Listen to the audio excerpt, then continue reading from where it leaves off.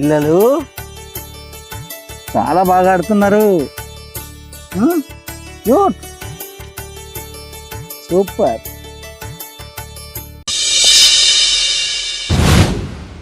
శివ, ఈ కర్టెన్స్ ఎట్లుంది? చాలా బాగున్నాయి. నేనే నా దగ్గర ఉన్న డబ్బులతో తీసుకొచ్చిన. ఓ బాగున్నాయి. ఇంకా మనం ఇంట్లో మస్తు సామాన్లు కొనుక్కోవాలి, చిల్లర సామాన్లు కూడా కొనుక్కోవాలి. అవతల ఇంటామే అడ్వాన్స్ ఎప్పుడు ఇస్తారని అడుగుతుంది.